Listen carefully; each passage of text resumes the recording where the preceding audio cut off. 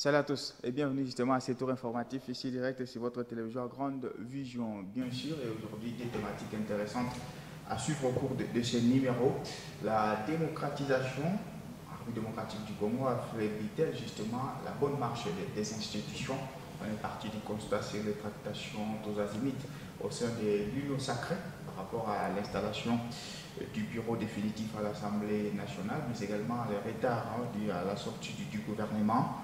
Et la question, c'est est-ce que le processus de la démocratisation de la RDC est-elle en train d'affaiblir la gestion des institutions? Où se situeraient les problèmes? C'est la démocratie ou c'est l'homme politique congolais? Et puis notre deuxième thématique, c'est le bureau définitif de l'Assemblée nationale qui a été installé ce mercredi à l'issue des élections. 3 des 7 membres sont donc des femmes. Vital Kamerhe, figure de proue, après plusieurs négociations, est-ce que ce bureau a-t-il la légitimité? Kamerhe, c'est un profil à la hauteur des enjeux. Autant de questions que nous allons tenter de relever au cours de ce numéro du Chi Direct. Mesdames et messieurs, bienvenue à toutes et à tous.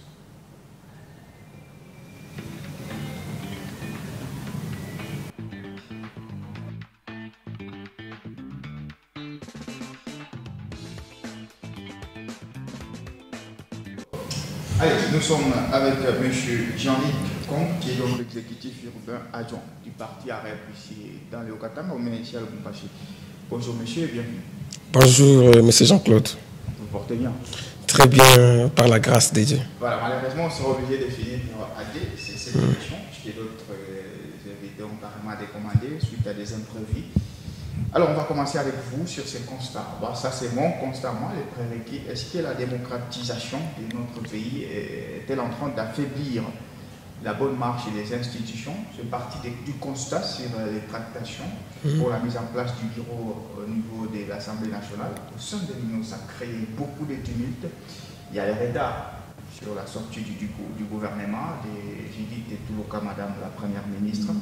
Est-ce que vous êtes d'accord avec les prérequis ou la présentation de notre thématique?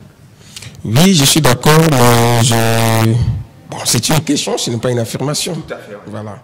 Donc voilà pourquoi je suis d'accord. Je suis là pour discuter, pour vous faire comprendre que non, la démocratisation ne peut en aucun cas affaiblir la bonne marche de nos institutions. Au contraire, pour une bonne marche des institutions, il est toujours recommandé que ces institutions soient d'abord démocratiques, qu'elles soient gérées d'une manière consensuelle et acceptée par le peuple. Et donc, tout dépend de la façon dont vous concevez votre démocratisation, parce que les démocraties sont multiples. Ouais. Mais la démocratie chinoise n'est pas celle, ce n'est pas la démocratie française. La démocratie française n'est pas non plus la démocratie anglaise. Ce sont les démocraties, mais elles diffèrent. Tout dépend de comment vous orientez la gestion de vos institutions et la qualité d'hommes qui sont à la tête de ces institutions-là. Les hommes qui sont affectés à la gestion ou à la bonne marche de ces institutions-là, c'est là qu'il y a le problème. Donc le problème, ce sont les hommes, ce n'est pas les systèmes. Alors, pour notre processus, c'est que vrai, est-ce qu'on a échoué ou on est en bonne voie de notre démocratisation, selon votre constat? Bon, je vois que vous êtes en train de m'emmener sur le terrain du débat sur la révision constitutionnelle. Non, pas la révision constitutionnelle, sur la mise en place de la démocratie. Oui, sur la mise en place de la démocratie, nous devons savoir que lorsque le constituant congolais a construit les institutions de 2006, il était question de pouvoir démocratiser les pays, ramener tous les acteurs au jeu démocratique. C'est-à-dire, si tu vises un poste politique, il faudra te soumettre à l'exercice démocratique que sont les élections.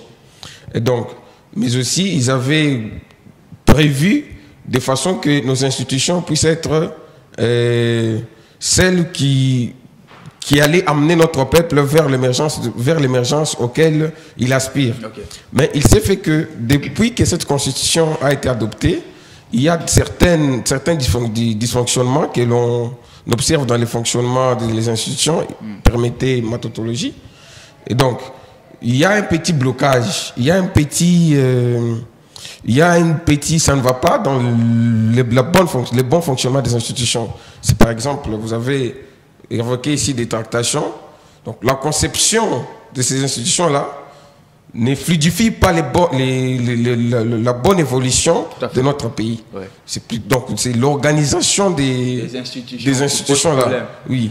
Mais aussi la qualité d'homme. J'ai dit, il faut insister plus sur la qualité d'homme. Pourquoi? Parce qu'aujourd'hui, par exemple, beaucoup de gens pensent que c'est la Constitution qui bloque la mise en place du gouvernement. Ouais. Non, mais la Constitution ne peut pas bloquer le fonctionnement d'un pays.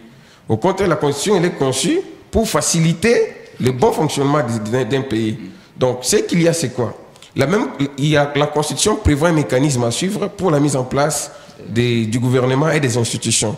Pour qu'il y ait le gouvernement doit provenir de la majorité parlementaire. Pour qu'il y ait la majorité parlementaire, il faut que l'informateur puisse faire son travail, identifier cette majorité-là. Mais pour que l'informateur identifie la majorité, il faut que les listes de tous les élus soient déjà définitives au niveau de la Cour constitutionnelle, que la Cour constitutionnelle finisse aussi son travail.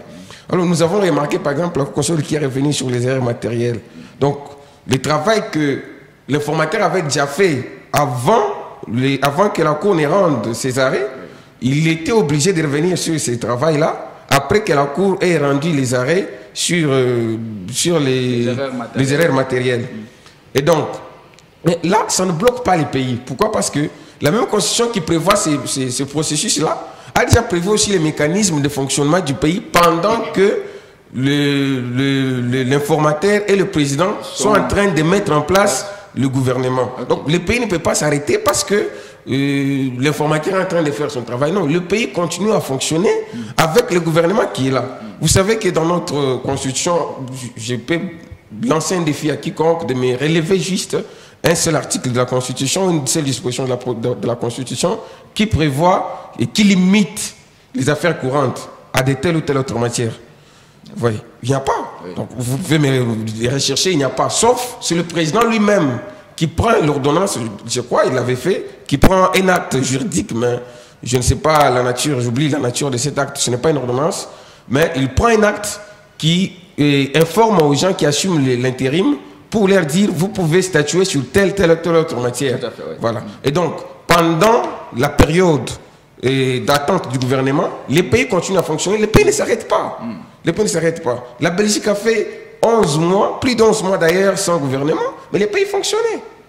Alors, dans le cas sous examen, pourquoi? Parce que les gens s'interrogent. Pourquoi beaucoup de tractations? Ce n'est pas seulement pour ce régime ici, hein, c'est depuis longtemps. On sent que pour qu'il y ait sorti de gouvernement, pour qu'il y ait mis en place des institutions, ou même au niveau de l'Assemblée, au niveau du Sénat, il faut vraiment qu'il y ait plus de négociations, qu'il y ait plus de rencontres. Est-ce que c'est ça la noblesse de la démocratie ou en fait ça ne donne pas une sorte de lenteur dans la gestion? Bon, déjà la démocratie par nature c'est un régime de dialogue. Okay. Donc on gère par le dialogue. Et donc le dialogue n'est pas mauvais en soi, mais là où ça pourrait peut-être retarder ou donner l'impression de retarder la mise en place du gouvernement, c'est lorsqu'on en arrive à la guerre des égoïsmes, la guerre des égos plutôt. Okay. Voilà, quand on en arrive à la guerre des égos. Dans le cas précis, on peut évoquer ça. Pardon? Le cas de l'Union sacrée, il y a vraiment une bataille d'ambition, si vous voulez. Bon, dans toute formation politique, dans toute plateforme politique, il ne manque pas la guerre d'ambition. Et ce n'est pas un péché. On ne peut pas interdire à telle ou telle autre personne de prévoir ou de se dire non, je pense que je peux occuper tel ou tel autre poste. Okay. Pour la bonne marche du pays, je crois que j'ai les capacités nécessaires pour apporter un plus dans la bonne marche de notre pays. D'ailleurs, le président Bosso le disait. Il a dit non mais comment vous pouvez m'interdire alors que moi je me sens encore fort pour servir mon pays. Ouais, donc on ne peut pas interdire ça. Mais il ne faut pas que ça soit à l'excès. Il faut qu'on ne puisse pas exagérer. On doit savoir que nous avons un pays à gérer et nous avons un mandat pour lequel nous devons rendre compte dans moins de 5 ans. D'ici 5 ans. Ouais. Ouais. Donc nous devons travailler d'arrache-pied. Et les enjeux qu'ont notre pays, ce sont les enjeux d'une grande portée qui nous demandent un grand travail permanent, un grand travail permanent. Et donc, moi je me dis, on n'interdit pas les ambitions, mais nous devons aussi revenir à je crois, à la priorité. Tout à fait. Que l'intérêt du pays ou l'intérêt général. Alors, vous avez dit, le problème, ce n'est pas les systèmes démocratiques, mais c'est l'homme congolais. Alors, qu'est-ce qu'il faut pour remédier à ces problèmes-là, pour qu'aujourd'hui, nous puissions aller avec ces systèmes-là et qu'il n'y ait pas trop d'interrogations à l'avenir? Bon, déjà, je n'ai pas dit que ce n'est pas les problèmes du système. Déjà parce que moi, je crois que il faudrait... là, je parle comme analyste politique. Oui, c'est ça, justement. Oui. Donc, je parle... Et d'ailleurs, nous sommes errés de cette casquette-là, puisque politique, ça aurait dit... Oui, voilà. Chose, oui. Donc, je parle comme analyste politique. Je crois que notre constitution doit être revue, parce que déjà, dans la nature, ou plutôt la tradition institutionnelle que nous avons, avant la constitution de 2006, a déjà marqué son empreinte dans les vivres du Congolais. Okay. Vous allez remarquer que lorsque quelque chose ne va pas sur l'avenir, on cite qui? On ne cite pas le chef d'avenir, on ne cite pas les bourgmestres, on pointe le président. On dit, vous voyez moi les pouvoirs ici de Tshisekedi. Vous voyez? Donc, les gens voient plus le président de la République que le mandataire public. Et donc, lorsqu'il y a eu élection au Sénégal, le président sénégalais a mis en place son cabinet. Directement, les gens ont commencé à comparer notre pays au Sénégal pour dire, non, mais pourquoi chez nous ça traîne, vous voyez? Non, mais là-bas, ils sont dans un système différent de notre. Chez nous, je vous ai dit, déjà, si on doit suivre les procédés de la Constitution, nous avons au moins 2 mois. Si les choses sont faites d'une manière rapide possible, la manière la plus rapide possible, nous perdons au moins 2 mois. Donc le président est investi, au moins 2 mois vont s'écouler pour mettre en place le gouvernement. Là, c'est quand les choses sont faites de la manière la plus rapide possible. En suivant bien sûr les procédés, le processus que fixe la Constitution. Donc vous voyez déjà que la Constitution, quelquefois, par exemple, il y a des problèmes. D'où il faut carrément la changer ou la revoir? Non, je n'ai pas dit d'où carrément il faut la changer, mais plutôt d'où il faut y penser. Voilà. Penser comment on peut remédier à ces problèmes-là. Parce que nos institutions, l'RDC, c'est un pays qui a beaucoup de problèmes, qui a beaucoup de défis à relever. Donc on ne doit pas vivre comme si on était aux États-Unis. Donc nous devons vivre en permanence avec un esprit de travail, avec un esprit de travail, comme je le disais, permettez que je me répète. Et donc, il y a les problèmes là de mise en place de gouvernement ou d'institutions qui prend beaucoup de temps. Il y a aussi il y a le problème de la conception de la redevabilité politique. Là, c'est pour ceux qui gèrent. Non, oui, pour ceux qui gèrent. Ouais. Pourquoi? Parce que vous allez vous rendre compte, avec autant de partis politiques, tous les partis, chacun veut avoir son compte dans la gestion, dans le gouvernement. Pourtant, vous avez un seul député. Mais vous cherchez à avoir un ministère. Donc, vous ne voulez pas que votre député soit égal à la majorité sans que vous y gagnez un ministère. Et vous y insistez, vous insistez là-dessus. Vous voulez vraiment avoir part au gâteau. Mais qu'est-ce que vous faites? Mais vous bloquez la mise en place du gouvernement. Cela ne peut que bloquer parce que si vous qui en avez un et moi j'en ai 3, moi aussi je vais vouloir qu'on me donne aussi ma part. Si on vous donne la vote, je dis non mais lui il en a un, il veut sa part, mais moi. Et donc moi je pense qu'il faudrait peut-être revenir, limiter le nombre de partis. La révision constitutionnelle de 2010 a essayé de remédier à cela en intégrant les systèmes du seuil électoral qui a commencé depuis 2010. Mais on s'est rendu compte que les partis politiques ont réussi à contourner les problèmes. Avec le fait de se regrouper. Voilà, des plateformes qui se sont multipliées autant que des partis politiques. Ouais, donc il faut plutôt penser comment on peut parvenir à faire une limitation du nombre de partis politiques ou de plateformes politiques, afin de faciliter la tâche à la gestion. Alors, M. Jean Lekong, je rappelle qu'AREP fait partie de l'Union sacrée. En effet. Alors, il y a quand même un débat sur la toile les gens pensent qu'aujourd'hui, l'Union sacrée bloque la République. Il y a même ceux qui partent loin pour dire que le présidium de l'Union sacrée prend en otage le président de la République pour gérer ces pays. Je sais que c'est un débat que vous entendez et on peut en profiter. Quel est votre avis par rapport à ça? Non, mais c'est d'abord sous-estimer le président de la République. en disant que l'Union sacrée... Les présidiums, surtout. Le présidium de l'Union sacrée. Les présidiums de l'Union sacrée bloquent le président de la République. Mais quelle condescendance! Ouais. Vous pensez aussi que le président Tshisekedi n'est pas en mesure de prendre les décisions qu'il peut prendre parce qu'il y a un certain président qui voudrait lui imposer sa volonté. Ouais. Non, je ne le pense pas. On a eu l'illustration avec les primaires organisées pour choisir les tickets. Mais oui, c'est un exercice démocratique et c'est une première dans notre pays. Ouais. Et cela va donner aussi exemple. Ça n'illustre pas l'impuissance, ça n'illustre pas la non-décision du président.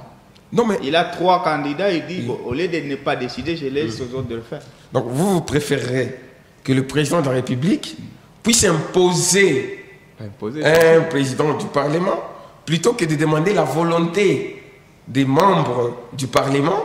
Qui voudriez-vous qu'il puisse vous gérer? Vous trouvez que cette option-là, elle n'est pas bonne? Celle qui est bonne, c'est celle dans laquelle le président va se décider, non, messieurs les députés, je trouvais que M. Jean-Claude serait votre prochain président. Quelle est la meilleure position? Quelle est la meilleure option? C'est celle démocratique de demander l'avis des autres camarades qui composent la plateforme. Que pensez-vous de nos 3 prétendants? Le camarade tel, les camarades X voudraient être celui qui va vous diriger pendant les 5 prochaines années. Parmi eux 3, qui trouvez-vous qu'il est capable de vous gérer de manière optimale et de nous amener dans une action parlementaire optimale et je vais dire une action parlementaire qui nous amène à réaliser le projet que nous avons présenté devant notre peuple? Et les élus du peuple se décident. Ils trouvent la personne qui leur présente le meilleur programme possible, le meilleur projet possible. Mais je trouve que c'est louable, c'est démocratique. Vous voyez? Donc ça, je trouve juste condescendant les gens qui trouvent que les primaires organisées au sein de l'Union sacrée n'étaient pas les bienvenus. C'était un signe de faiblesse du président de la République. Non. Au contraire, c'était un signe de grandeur. Voilà, on est encore avec vous, sortie du gouvernement un retard, vous savez, on attend le gouvernement, vous l'attendez aussi, c'est pour quand, en fait? Non mais, nous ne sommes pas dans le calendrier des dieux.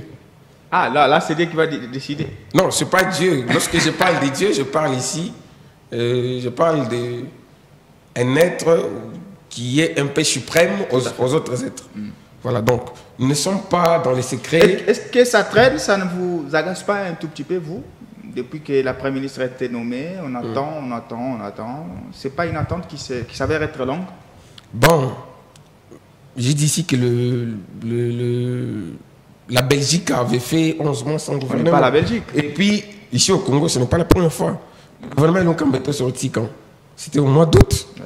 Ouais. C'était une première expérience avec quand même 2 fronts, les CAJ, les FCC, on vivait ça et on pouvait comprendre. Là, on a quand même une majorité acquise déjà, avant même l'élection. Mais quel type de majorité? C'est presque la même... Non, l'Union sacrée était acquise à Tshisekedi avant même de partir... Oui, c'est acquis à Tshisekedi. L'Union sacrée, c'est une plateforme composite avec plusieurs forces politiques. Je vous rappelle que nous en sommes la 3e force politique, avec autant d'élus, 47 élus. ANB, AB, Dynamique AB, nous représentons la 3e force politique. Et donc, toutes ces forces politiques-là doivent s'entendre sur comment on doit gérer le pays. Sur comment on doit partager les gâteaux? Comment non, pas les gâteaux. Non. Je trouve que cette conception de la gestion du pays nous amène plutôt dans la gloutonnerie politique. Et les émissions sont pédagogiques pour moi. Si nous continuons à répéter ces histoires, ça va s'incruster dans la tête des gens. Et toute personne qui accède à des postes politiques, il croit, parce qu'il suivait ça à la télé tous les jours, il croit que c'est ça la réalité. Et c'est ça ce qui doit être fait. C'est-à-dire, quand j'accède à un poste, eh ben, je dois goûter aussi au miel, je dois manger. Non, c'est pas ça.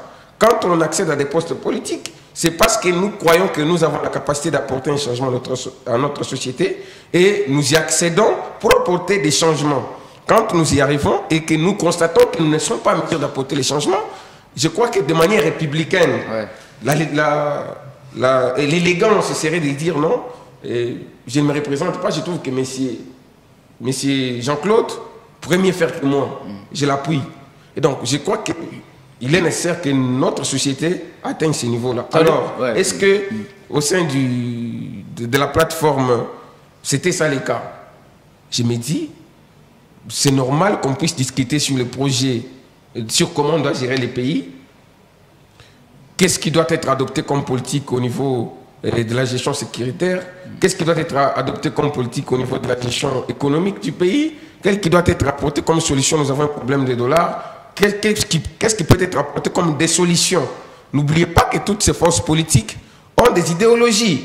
Ils ont des doctrines économiques et politiques. Donc chacun a une vision qu'il défend.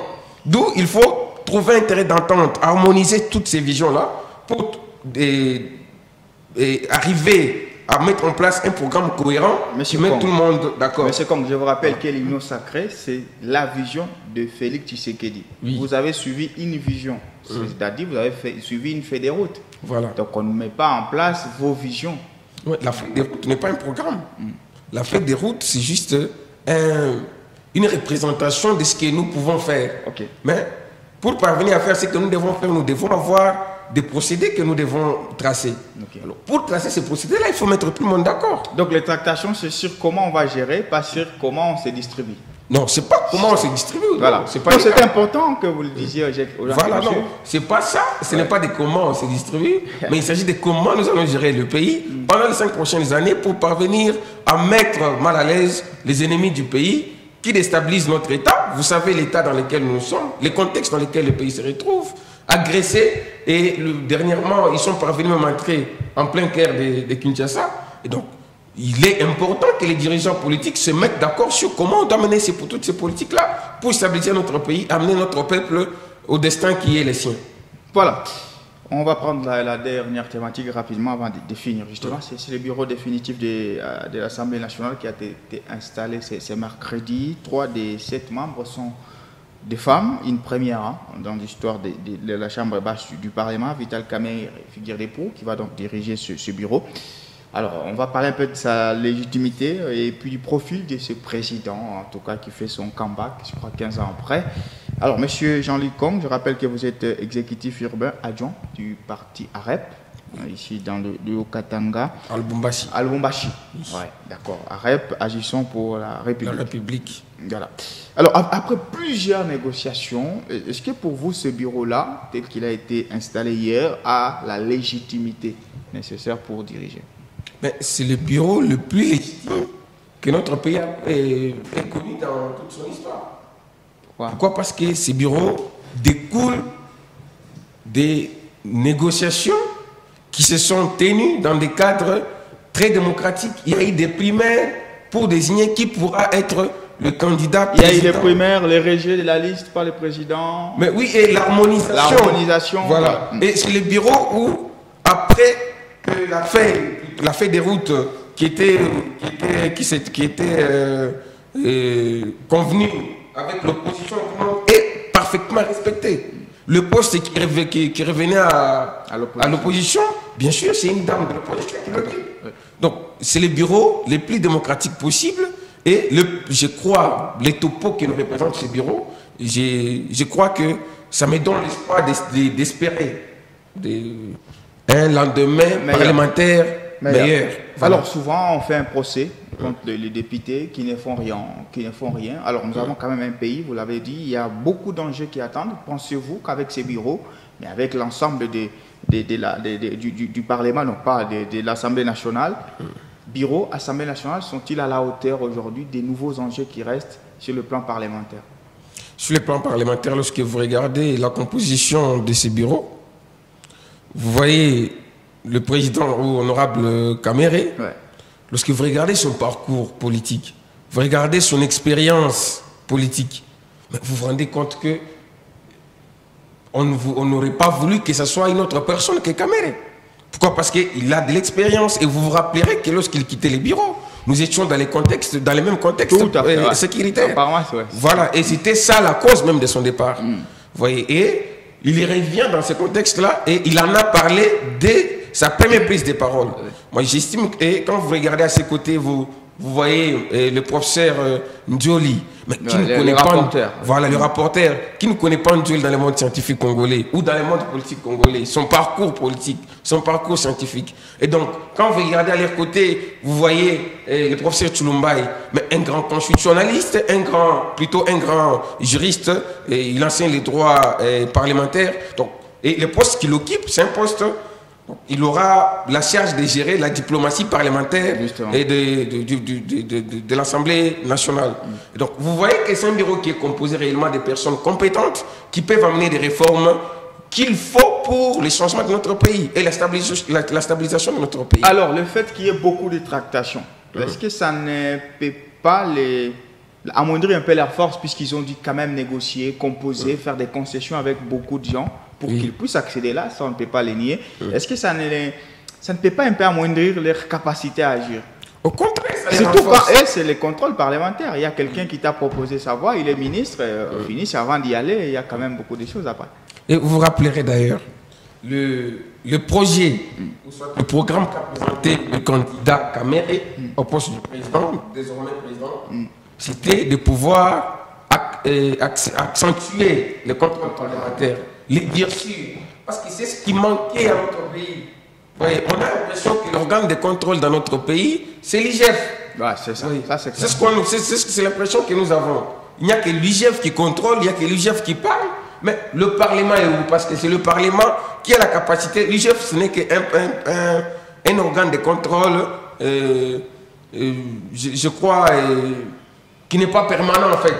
Et vous avez entendu parler des mandataires qui se plaignaient du fait du contrôle a priori de l'IGF et leur mission permanente dans des institutions. Mais le Parlement peut intervenir à tout moment.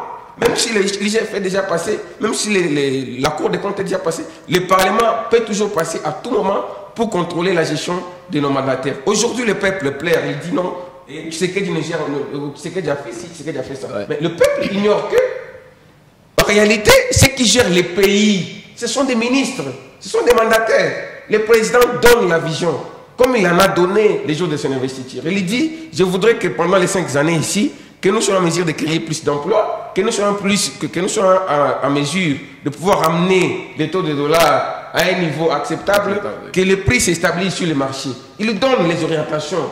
Et ce sont les mandataires qui doivent tout faire pour exécuter, mettre en exécution ces orientations-là et les rendre réelles. Mais qu'est-ce que nous voyons dans nos mandataires? Et que font nos députés? Combien de fois avez-vous vu des ministres interpellés devant le Parlement? Donc, M. Jean-Luc, est-ce qu'aujourd'hui, vous pouvez regarder là quand même, vous dites aujourd'hui qu'au sein de l'Union sacrée, il peut sortir des ministres, il y a des députés, et ces députés-là peuvent facilement contrôler les ministres de l'Union sacrée. Mais c'est leur rôle. Non, le député est élu pour ça. De manière pratique, c'est possible qu'un ministre de l'Union sacrée soit condamné ou soit, si vous voulez, contrôlé par un député de l'Union sacrée. Ce que moi je trouve ici, je vais dire inacceptable, permettez les mots, c'est de considérer que l'Union sacrée serait une blanchisserie. Il s'agit ici de la gestion du pays. Et donc, le député est élu pour représenter le peuple devant l'exécutif. Exiger le meilleur de l'exécutif pour que le peuple soit bien servi. Donc là, il ne s'agit pas d'une famille politique. Il s'agit de la République. Et donc moi, je ne vois pas, si j'étais député, je ne vois pas comment je vais dorloter un ministre, alors que moi, mon patron, moi, c'est le peuple. Ce n'est pas les ministres. Voilà, pour juste une dernière question, on va aller parler de la science carton, le gouvernement qui sortira. Vous avez un coup de cœur particulier sur un ministre qui pourrait faire figure d'être reconduit, par exemple, pour avoir bien agi au sein du... Parce que les gens disent que Sama Lukonde a complètement échoué avec son équipe. Est-ce qu'il y a quand même des têtes qui sortent un peu la tête du lot?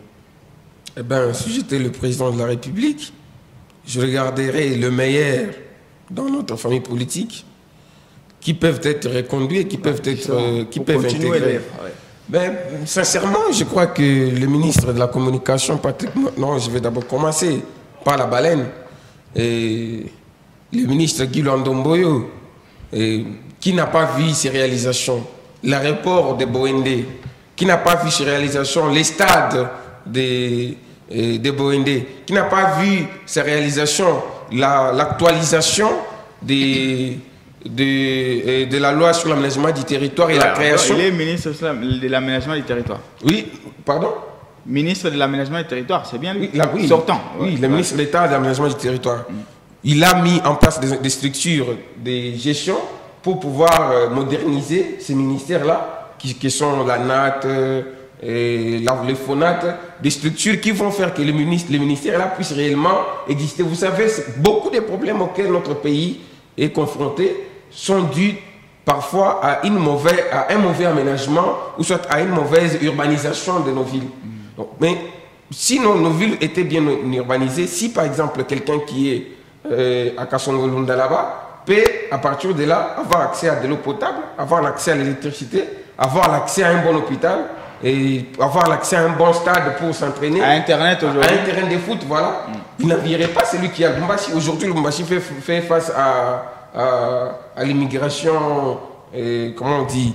Donc nous avons des gens qui viennent du village. De partout en fait. De partout, voilà. Donc quand ils arrivent ici, ne maîtrisant pas, ne sachant pas ce qu'ils doivent faire dans les centres-villes, ils deviennent des chégués, ils deviennent des brigands. Or, s'il restait chez lui, s'il était dans ce milieu, il saurait comment faire pour parvenir à satisfaire les besoins de sa famille. Okay. Donc le ministre de l'aménagement du territoire a essayé d'apporter des réformes structurelles au sein de ce ministère pour que les prochains qui vont arriver puissent amener à bien gérer le secteur. Il y a le ministre de l'aménagement du territoire, le ministre Guy Londomboyo. Moi, je les vois peut-être au vu de ses compétences. Pourquoi il ne peut pas occuper le ministère de l'Intérieur? Pourquoi il ne peut pas occuper... Non, mais je vous dis, pourquoi il ne peut pas être le prochain ministre des Finances? Vous voyez, pour vous citer un prochain nom, je reviendrai sur Patrick Mouyaya. Communication, c'est vrai, chacun a ses faiblesses. Mais, en tout cas, sincèrement, ça c'est mon opinion. Mon opinion des citoyens congolais, Patrick Mouyaya a essayé de faire un travail. Nous avons vu tous les événements, tous les grands événements qu'il a gérés. Ces événements-là ont réussi.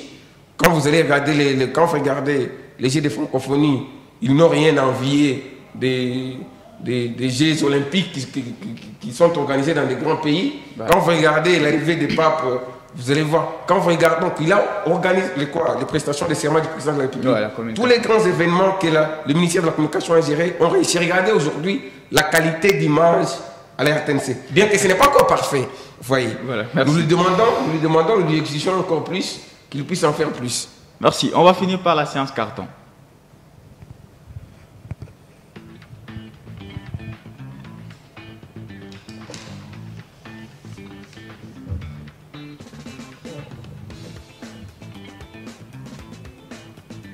Allez, monsieur Jean-Luc Kong, je crois que vous connaissez déjà les règles du jeu. 3 cartons, le rouge, le vert et le jaune.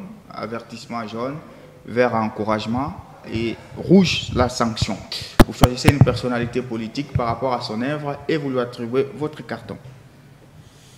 J'ai choisi, je vais dire, le ministre Guy Londo.